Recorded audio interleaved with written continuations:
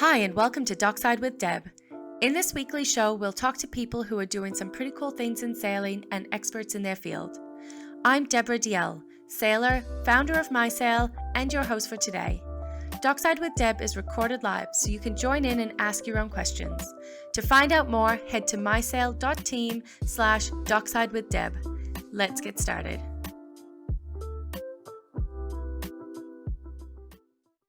I'd like to thank Nick Bice very much for joining us today on Dockside with Deb.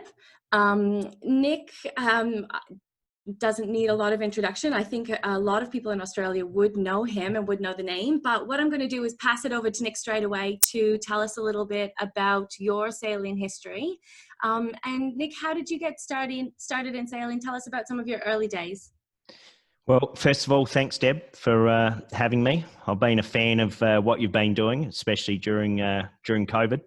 And you're certainly dockside, but I'm not. I'm in an office waiting for the big storm to come over in Adelaide. Yeah. Okay. And that's where I'm currently based and currently in lockdown.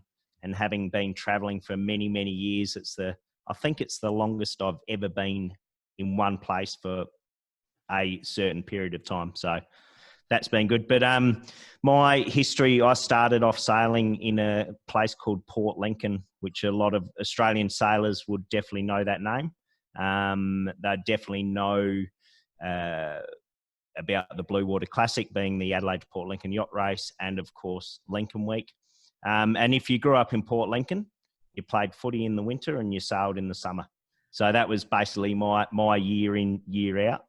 And I was lucky enough to be part of a fantastic schools racing program. Sailed in paces, in teams racing. And we actually won the Inter-Dominions, I think, when I was in grade 8 or 9. But pretty much all through my schooling career, school life, I was doing that also. And I still have a lot of very fond memories and great friends, not only Australian-wide, but also with a lot of the Kiwis from back in those days. And then I moved to Adelaide, and it was time to take the step from the junior boats into something a bit more senior. And also that kind of transition that we see a lot of people going through now at the end of school. Do they continue on sailing? Do they stop sailing? What do they do for a job? Do they go to uni? Do they do a trade? And I was lucky enough to do a trade in the marine industry. And that's pretty much when things started to get really serious. Okay, and so that's kind of how you transitioned from learning to sail, I guess, into getting involved in professional sailing, is it, by doing that trade? Or tell us how you became, more involved in the professional side of things. So my trade is as a shipwright, and most people know what that entails, about 4 years. Training and working for that matter, of course.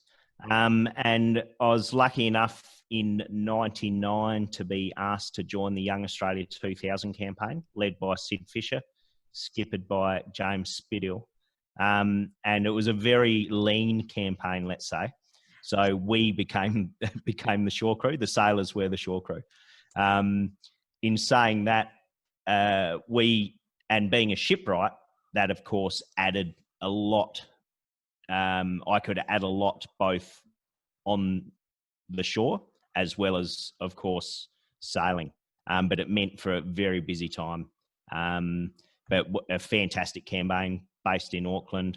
I think there was 22 of us, 17 on the boat, just rotating through. And again, fond memories, built a fantastic friendship base out of all those guys. I think we were earning something like $160 a day, a week, sorry, not a day, a week back then, which was less than the minimum apprentice wage. But yeah, what a fantastic opportunity. And then I was able to take the marine shipwright background and translate that into what ended up as being a 20-year career within the Volvo Ocean Race, not only from a shore side, but also from a sailor's side. Being the fact that, of course, you don't have any shore crew when you're in the middle of the ocean, and you need to fix and you need to make sure that you can make it to the finish, which is yeah, like I was saying, been 20 years of my life, pretty much, the Volvo Ocean Race. Wow. And that's an interesting point you make about being able to fix stuff as you go. And I guess even if you're, regatta racing, that's still good because you may not have somebody who can just jump in and do that in time. So, thinking about that, how long did that campaign go with your involvement with Sid Fisher? So we started the trials, I believe, it was around July 99. So it was super compressed, given that we had to be in Auckland, I believe, around October, to compete in the Louis Vuitton series. So pretty much we put the boat on a ship to go from Sydney to Auckland. Yeah. We all had a week off. We all reassembled in Auckland and straight into the Louis Vuitton series, which took us through to around Christmas time. A few of us stuck around, got some jobs with some of the other teams, and just stuck around to absorb some of the atmosphere as well, which was fantastic. So it was pretty much a 3 month sailing, but super compressed, and some really good sailing and stuff that we will never forget, and we'll never forget. Well, even to this day, there's some people from that network that I still run into and still rely on, for that matter. Yeah. Okay. Nice. And yeah, super compressed, as you said, 3 months sailing, but also doing all the work on, the yacht as well. And would you say that was kind of your catalyst, I guess, into the professional side of what you've done, both from sailing and from work, being able to, bring both of those two aspects together? Yeah, absolutely. By all means, I'm certainly not the best sailor in the world. But by adding that second skill, that has certainly helped me in my career. And if a young kid comes and asks me how to get into the professional side of sailing, I certainly like promoting that trade element, or that second skill. Even in a Volvo Ocean Race point of view, even if you become the medic, it is a second skill, and it's a skill that is absolutely needed on board. So that is also another big element, and it's a huge, huge part of the race. Of course, to win the race, first you must finish. So, which is, and especially what we're seeing now with some of these boats, and what will happen in the next ocean race, like these boats that are flying around. There's going to be carnage for sure. Yeah. And there's going to be who can manage the boat better, and who can get the boat to the finish, and who can keep building the points. So whilst you get to know the boat and be part of the boat, you also know how to manage it, and you know when to slow it down, or you know how hard you can push it, which is extremely important, which is a lot, not necessarily different to around the Cairns racing, but it's a big element of ocean racing and keeping the boat under you at all times. Absolutely. And I guess the implications when you're on a Volvo Ocean Race is a lot different if something goes wrong than around the Cairns racing, where, you can just pull into the dock and you're good, rather than being in the Southern Ocean or something like that. You had some involvement with the America's Cup as well. Is that correct? Can you tell us a bit about your involvement with that? With the America's Cup? Yeah. Yeah. So in after the ABN AMRO campaign, which was led by Mike Sanderson, he headed up the Team Origin America's Cup, the UK-based team. So that was in its first iteration in 2007. So I packed my bags again, moved to Portsmouth in the UK, and joined the UK America's Cup team in what was at that point in time going to be sailed in, I believe, though, AC90s were going to be the boats, and then then of course that cup turned into the deed of gift match between Oracle and Delingi, and then there was no such thing as a Challenger Series. So that campaign shut its doors, and then it got reignited much further down the track. But again, working with fantastic people, assembling a great team with a great owner, and with great people around it. The next time we had a bit of a go at it, was we put a TP52 in the water, and had the pleasure of sailing with the likes of Ben Ainsley, Ian Percy, Bart Simpson, all those guys. Unfortunately, they kept getting their gold medals caught in the grinding pedestals at the back of the boat. Valid, isn't it? But no, of course, I mean, their names, you don't have to say much more about those guys. But that was fantastic in itself. And they've obviously gone on to lead their own teams. And obviously we can see Ben now, his boat's just arrived in pretty much exactly where you're sitting behind you. Yeah. In the Viaduct Harbour. That's right. I'm in the Viaduct, but where do I need to go? This year, I'm not sure which year, 2018, maybe? I'm not sure. That's 14, 15, that one behind you. I don't know. Don't know how long I've been here, but it's a few years ago. Yeah, maybe it was before that. Yeah. No. So and to this day, I mean, I keep a super close eye on the America's Cup and what's going on there, and just fascinated with what they're doing with the boats and the technical side and the technology side. So it's going to be a spectacle, that's for sure. Yeah, no, it's interesting, isn't it? And it was a little bit touch and go, wasn't it? On again, off again because of COVID, but it looks like one of the yachts has just arrived in New Zealand, the American one, I think. Yep. So looks like it's all on again, which is, really good. And it's going to be exciting to see. No, absolutely. Yeah, all look forward to that. Yeah, absolutely. And then, of course, you mentioned your 20-year history with the Volvo Ocean Race. How did you get involved in the Volvo Ocean Race? So I always knew, Kiwis and Aussies always had a fantastic reputation within the sailing world, that they were just hard workers and they didn't mind to get down into it and get dirty and make stuff happen. Mm-hmm. The opportunity came up to go and build the Amos sports boats in the year 2000 or early 2001. So I moved over to France, was part of the build team, which then translated into being part of the shore crew for Grant Dalton's campaign and Lisa's campaign. We had two boats that are fully, so Grant Dalton, Bow Becking team, and then Lisa McDonald's all-female team. So that was fantastic, having two boats to look after. So you got two for the price of one, so to speak. And then from that, basically learnt a whole lot more about what is actually needed to get a boat around the world. Not only from a technical point of view, but from a logistical point of view personally. Because there's only a certain types of people that can handle the 3 weeks on working 100 hours a week, and then the boats go to sea and have a few weeks off. So as far as selecting a shore crew or being part of a shore crew that's going to be super effective, you see people come in and out quite regularly.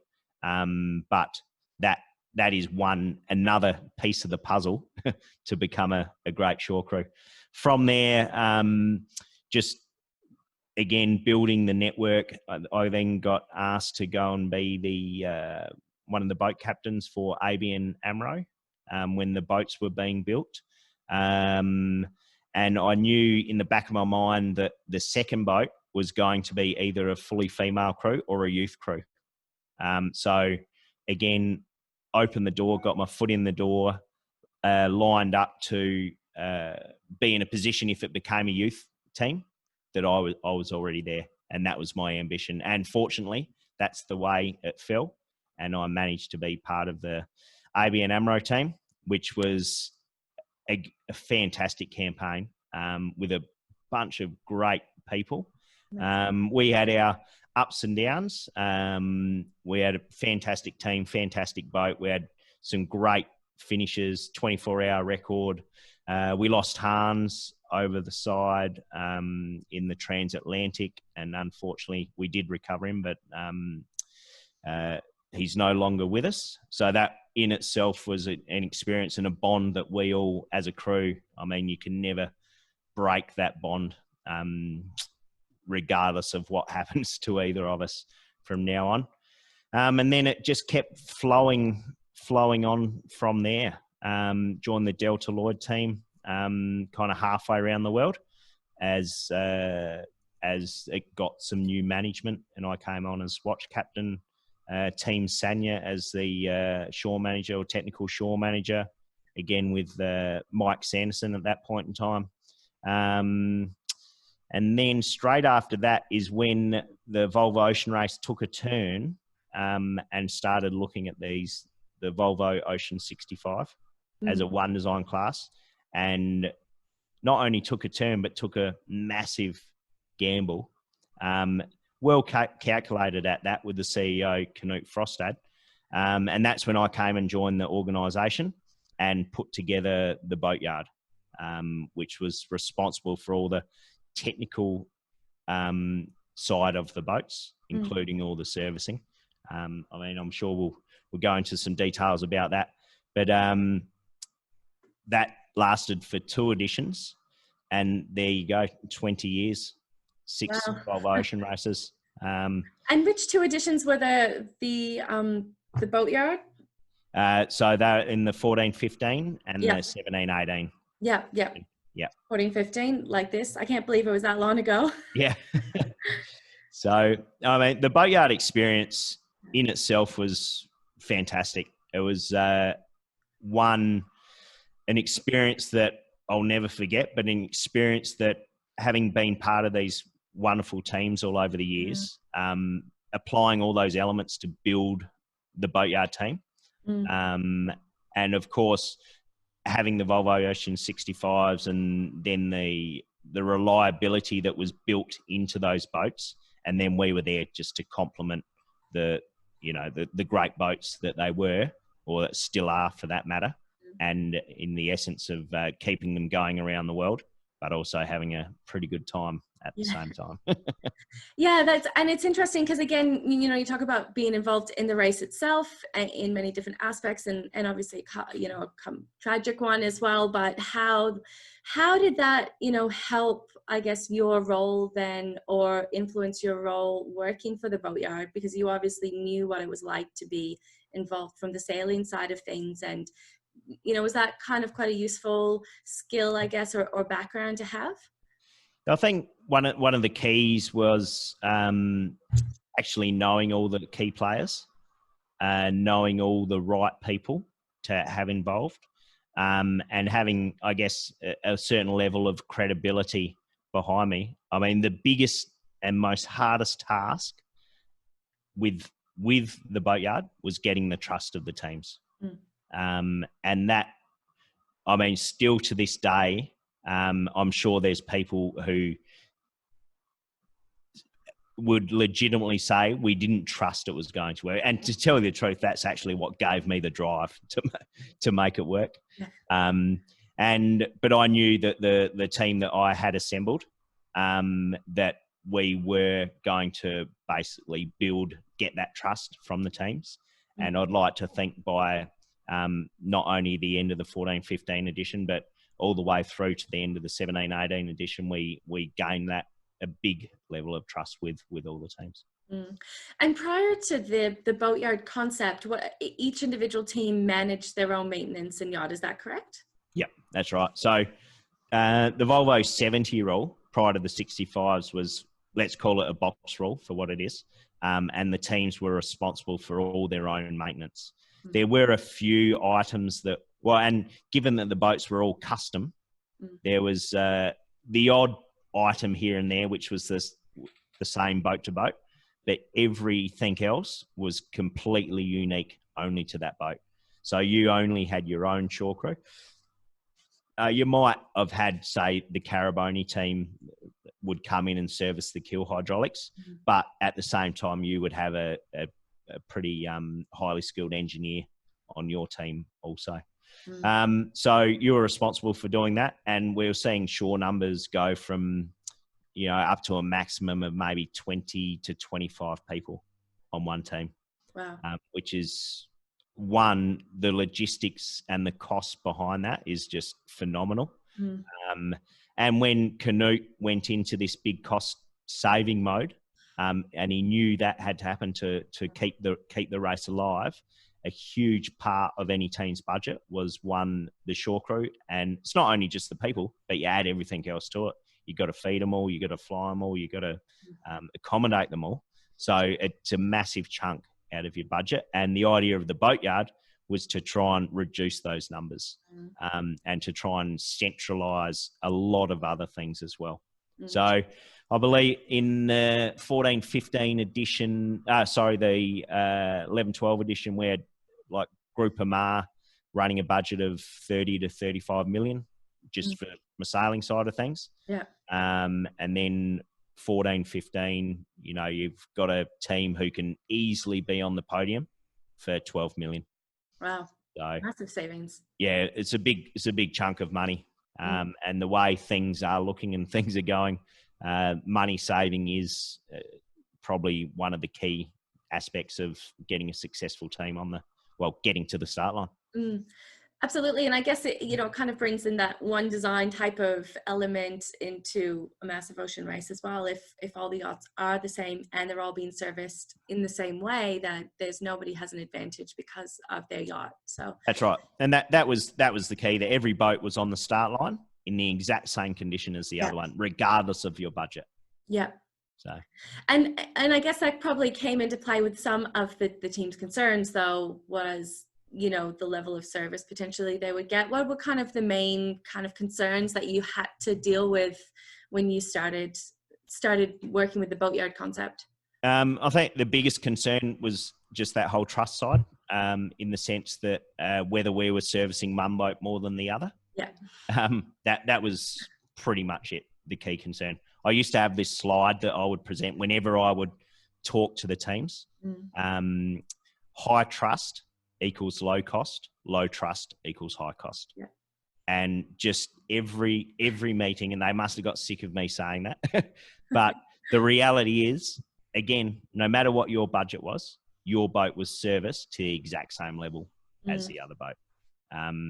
Of course, you're fully responsible at sea yourself for looking after your own boat, but we would service every single boat. We actually had we wrote a manual, a service manual, based off a Volvo truck handbook. Literally, I had one sent down from Sweden, and we created this manual, which was essentially a checklist of all the certain elements. But one of the key things is we called it proactive servicing. So we were servicing essentially for the leg that was coming up for the next 10,000 miles. We weren't reactive servicing in the sense of, that broke, let's add it to the job list. Let's add it to the job list before it breaks. Interesting. So it gets much more into kind of a car model. So it's, keeping things running rather than break fix. Okay. Absolutely. Need to patch things together. Yeah, it's interesting actually. And, really good concept, obviously, as we said, going into the Southern Ocean or any ocean where people, are going to be away from any kind of safety aspects. Yep.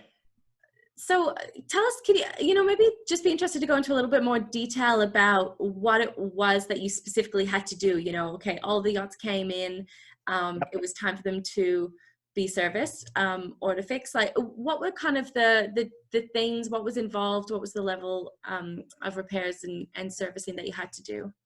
So unlike when I first started, and back in the whitbread days, the stopovers used to be 3, 4, 5 weeks long. The stopovers were extremely compressed, generally around 2 weeks long. So working back from the start date, we knew that the boats, so for example, they started on the Sunday. We knew that all the boats have to be back in the water by the Monday before. So they're basically on the water for 6 or 7 days before the leg start. So that allows them, one, to do a bit of a shakedown, make sure all the systems are up and running, do the pro-am racing, the import racing, prep for offshore, and then leg start. So depending on when they actually finished, that was essentially our window of when we could get all the maintenance done. We knew, and we created 4 or 5 different levels of maintenance. And we knew, let's take the winch systems, for example. We knew that each Volvo Ocean 65 to do what we called a Class A winch service was 5 man days. So depending on how many days we had, and versus boats. So if we had 5 days, sure, we needed 7 people because we had 7 boats to service to do the exact same service on all the boats. And that went for the keel systems, it went for the sails, it went for the spars, went for the electronics, basically throughout the whole boat. So it was pretty easy to work out how many people we needed and when we needed them. And again, using that proactive model, depending on what was coming up. And if you wanted to put numbers on it, call it a level A service was for a 10,000 mile leg. A level B service was for a 5,000. A level C was 2,000. And going back to the winch service, the 5 man days being level A, the complete winch system, pedestals, everything is completely taken off the boat, fully rebuilt, put back together, back on the boat. But then you go to a level C and maybe it's just lifting the lid and giving it a general service, which might only be 1 or 2 man days. So it was pretty easy to, again, just use that proactive model, have that in the back of your mind, and that could easily help guide us as to how many people we actually needed at each stopover. I think specifically at that stopover you're sitting at now, because it was quite a compressed stopover because of it's quite slow across the doldrums or through the doldrum, across the equator coming down from China.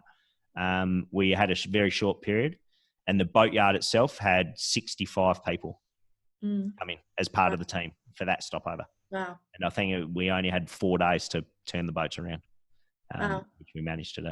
Yeah. And so I guess you managed your team then. It was a different size team depending on how long you had in the stopover and, what level of service you had to do. And we relied a whole lot on the suppliers as well. And that was actually one of the key successes of the boatyard, was having the suppliers involved at that level as well. So the suppliers were responsible for servicing their own products. So, and from a commercial point of view, if you're a supplier, you don't want a boat stuck on the dock because your product has broken down. Yeah. So I'd always use that as the hook to get them. But we had fantastic support from all the suppliers, for Norse or Southerns or Mastervolt or Caraboni, whomever it was. And I think in the last edition, 17-18 edition, we had 16 official suppliers to the boatyard. Wow. And that meant they might supply spares on site at their cost. They might supply labour free of charge, and essentially any saving just went directly back to the team. So it was just a cheaper fee for them in the end. Nice. And with the, if anything did go wrong while the teams were out, did you guys do any kind of training or preparation? I know you said that you had a manual. Was that something that the team had on board, that they could do some of their own repairs while they're on the way? So if we split the boatyard into all the different areas, electronics, sails, masts, keel systems, essentially someone from each supplier was on call 24 hours a day. Okay. So if there is an issue on the boat, they could ring the supplier direct. So there's no middleman. Or if they weren't ringing the supplier direct, we had someone as part of our team who was heading up that particular department, who would generally have a fantastic relationship with whomever is in charge of that area on that boat. And that happened, quite a bit, all the way from the water maker breaking down on Dongfeng over your right shoulder, or just something to do with there's a small sail repair to do, but we always made sure that we're 100% available, and to give the comfort to the people on the water to know that they could give us a call if they did have any technical questions or issues, that we could talk them through and get them to the finish line.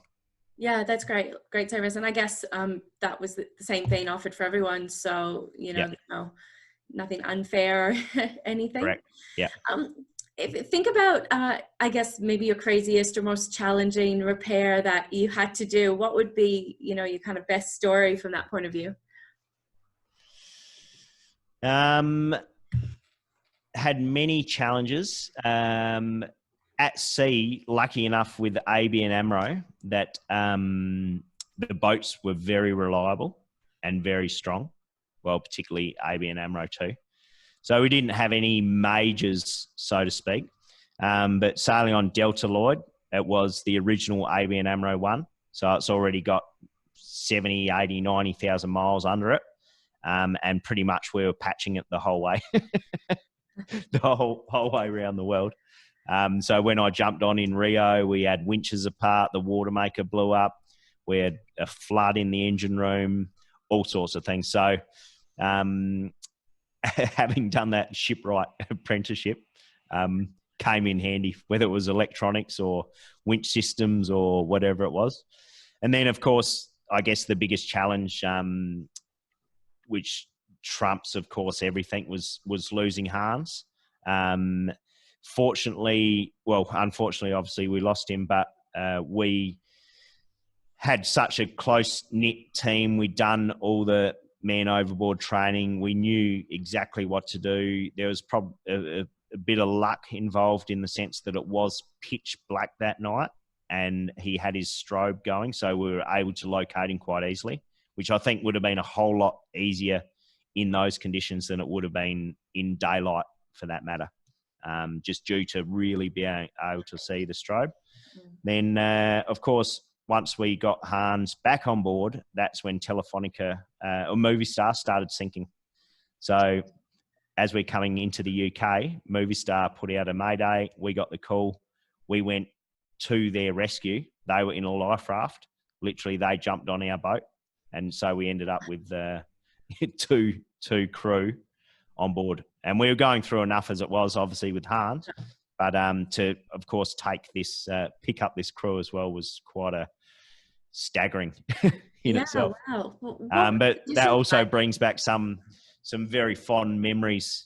And we all, so when their crew got on, there was a team led by Bow Becking, and we all had probably personal friends on board, and we buddied up with one of their crew. So they essentially came on watch with us. And I remember I was actually on watch with Spike Dorian, who, well, he's no longer with us, but a really great mate. And that was one of the most fond memories I have, actually, of the Volvo Ocean Race in itself. From a boatyard point of view, one of the biggest challenges we had was basically timelines, to try and match timelines. And one of the, none more so than Dongfeng, when they broke their mast in the Southern Ocean. They made it back to Itajaí. We had a spare mast sitting in Dubai. Literally, the mast came in, got unloaded, the huge amount of logistics work done by GAC. We managed to get the rig, get it together, of course, with the team, and get it in the boat within, a few hours, essentially. Wow. So that if just one little piece didn't work, they wouldn't have made the start. So and that's one thing that it's taught me and taught people who have been quite successful, is you just got to really nail every single piece, every single step. You've got to either visualize it or draw it out or see how it's going to work, and create that critical path. Because if you miss just one of those elements, it could bring the whole house of cards down. Yeah, absolutely. And I guess that's the interesting point about the preparation. So it's not just what you're doing when the boats come in. There must have been a ton of work planning and preparing for that as well. And that to me was actually the best part of it. The preparation, the 18 months before the race started, to visualize it, build a team, and then turn it into something that was working. The actual race itself, it's the wrong word, but it was a bit monotonous. We're doing the same thing every single stop, which is actually the success of the whole thing. But to actually get it up and running was probably one of the most valuable experiences. Yeah, and I'm sure a lot of late nights and very long days while the boats are actually in on stopover. Yeah, and that again, going back to one of the original points I had, to be a successful shore crew and to fit in with all these different cultures and different trains of thought, you need to be quite flexible, and that's what makes a good shore crew. Mm. And thinking about some of the safety aspects specifically, you know, we've talked about a few things kind of with safety for the Volvo Ocean 65s. Are there a few things that, you know, you could talk to that could be quite helpful for other people if they're kind of planning out, you know, the safety on their yacht? I don't know if you guys were involved in some of the safety maintenance and planning work as well. Yep, absolutely. And again, using a bit of a well-known mantra, but just use experts in their area. So we would use Ocean Safety, and they would supply all the equipment on the boats, and they would also do the training for the crews.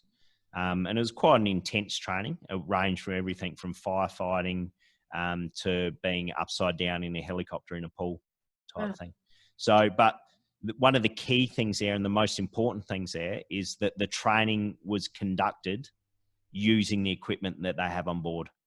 It's quite easy to go to these generic sea survival trainings, but you're using equipment that when you open up your flare box, you're totally unfamiliar with what you've got because you haven't used it in the training.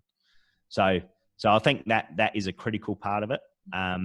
Whether it's the life jackets or any other safety, the dam buoys or any other safety equipment on board, is the actual training with the equipment that you're using is very key. And again, using the experts in their right area. As a company, they're the experts. They sell the equipment. They give the training. There's no reason to try and become an expert in something that in 20 different areas when you do have access to those sorts of professionals. And every time the yachts came through the stopovers, you know, was all that equipment kind of looked at and stuff as well? Was that part of your standard? So similar to the service manual, we had someone who was in charge of safety, who kept an eye on everything. We had the appropriate spares. We knew that the life rafts all had to be serviced in Auckland, for example. So the minute the boats arrived, all the life rafts came off. They went to the local distributor, local service agent, had them all serviced, or all the inflatable equipment for that matter. And we knew exactly where that had to be done. So all that was pre-planned, and the service agent was ready to go as soon as you hit the ground. So it's all in that planning side again. Yeah, nice. And so kind of keeping going from safety, because I understand now you're involved in an organization that builds safety equipment for maritime. Tell us about that organization and what you're doing. Yes, so that organisation or the company is called Usafe. And in all honesty, it's linked to the race in the sense that basically what Usafe is, it's a U-shaped remote controlled life buoy that can be deployed in the water and remote controlled to someone who's in trouble. And that can be from a yacht. It can be from a rock fishing area. It can be from a fishing boat, be from a ferry, out of a helicopter, whatever it may be. But the idea behind Usafe is an extremely fast and rapid life-saving device, so it can get to someone who's in trouble, give them something to hold on to. It can also protect the first responder in the sense that they don't have to put their life in danger initially. And what we say is, by all means, we'd love to be part of the SOLAS code or within IMO or something like that, but that's not going to happen overnight. And we're a complementary safety product. So if someone is in trouble, this is going to get there much quicker than someone swimming or launching a rib or getting the jet ski in the water or whatever it is to just give that initial buoyancy. And if they are in trouble up against some rocks or something, you can drag them out to safety. But it all started, it's a Portuguese product, and the boatyard, we were based in Lisbon prior to the 17-18 race. And my friends from Persco Marine who built the Volvo Ocean 65s, as another part of their company, they also build rotor molding machines, and they happen to build the rotor molding machine for Usafe. So my friends at Persco said, oh, you should give these guys a call. Have a look at this video. It could be something for the Volvo boats. And straight away I thought, I mean, and being involved with Hans, I thought this could add value to the safety profile of not only the race, but also the crews and the teams.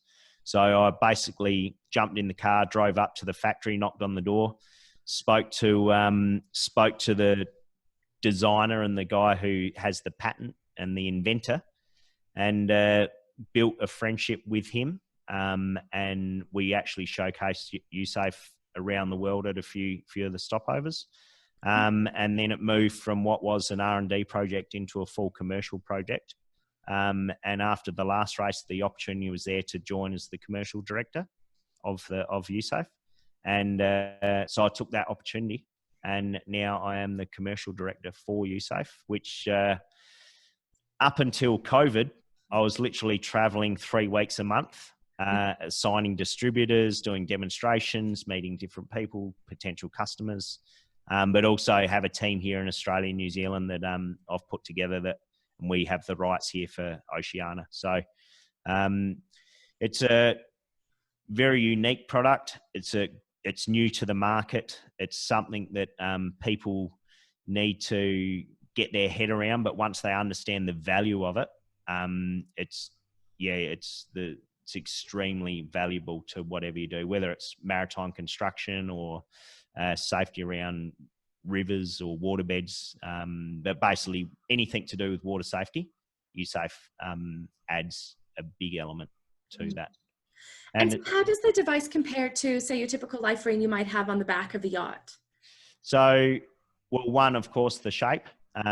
We use shape that is a life ring. So we're more horseshoe shaped. Yeah. And with the life ring, of course, you've got to be extremely accurate if you're throwing it to someone, or that person has to swim to the life ring. With Usafe, you can just throw it in the water, and actually one of the key elements of it from the patent point of view is it can operate either side up when it's thrown in the water. So it doesn't matter if a wave flips it over or you just throw it in. There's no right side or wrong side up. It'll always recognize which side is up. And the operator will be able to remote control the device to the person who's in trouble. And as far as distance is concerned, we say line of sight. So if you can see them, you can make it to them. And I mean, I've tested up to well past 2 kilometers distance, and that's at 16 meters above sea level. So you can imagine on one of the any of these boats now, if you had a repeater antenna on top of the rig, you could easily get several miles. But of course, you still need to see the person. Yeah. But we're also working on some new technologies via AIS to know where the person is, and the boy to be able to tell the boy where to go, or possibly having a wearable that gives a location. So we're looking at a few different possibilities there, and we hope to be rolling that out sooner rather than later. That's interesting, because then I guess, you could find somebody and at least give them something to hold on to or something. Well, yeah, exactly. And just to give them some buoyancy initially, I think it is essential. And from a first responder's point of view, take surf lifesaving. I think one of the biggest risks is when someone reaches someone who's in trouble, because that person, if they're drowning, they're probably going to take you down as well. Whereas here, if they've just got something to hold on to, and then you deploy the standard life-saving device out on your board or the jet ski or the IRV, that can be used also, but you don't put that first responder's life at risk either. Interesting. And does it do any kind of retrieval, or is it more a...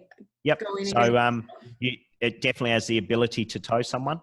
So it'll tow a normal size adult at about 5 kilometers an hour, which is much faster than swimming. And plus it's a bit of good fun to play with as well. My kids love it down the beach. Yeah, fun. Yeah, so I guess plausibly you could maybe have something like this on the back of your yacht instead of throwing a normal life ring. You could throw this and... No, absolutely.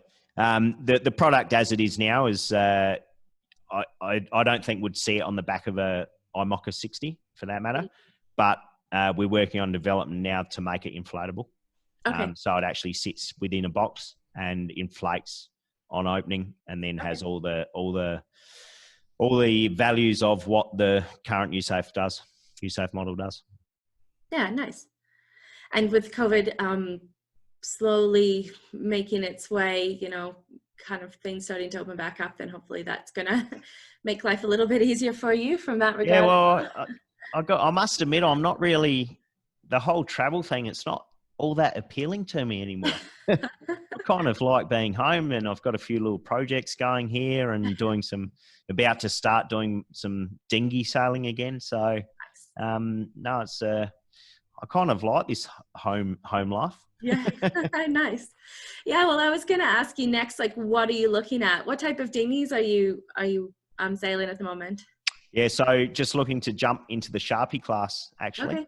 They have the Nationals this year in Canberra, and I think there's 4 or 5 brand new Sharpies being built this year. So it's, and I used to sail them before I went overseas, actually. Yeah. So yeah, I'm hoping my first day out, it's not a massive 30-knot sou'wester, just to just brush up on my dinghy skills. But it's 3-man dinghy. Most of your listeners and viewers would have seen a Sharpie along the way, a lightweight Sharpie. And it's one of the key things about the Sharpie class. It's a fantastic social event also. And just the atmosphere amongst the Sharpie sailors and the banter both on and off the water is fantastic. And I'm a bit of a fan of a bit of the banter, to tell you the honest truth. Yeah. Yep. Oh, that's a very Aussie thing as well, isn't it? Which took me a little while to get used to, but now that I have, can partake as well. Yeah. So you started in dinghies and went up to the yachts and going back to some dinghies. Well, yeah, exactly. And just to have that, that real fun seat of your pants side of things. And there's nothing that beats that, I don't think.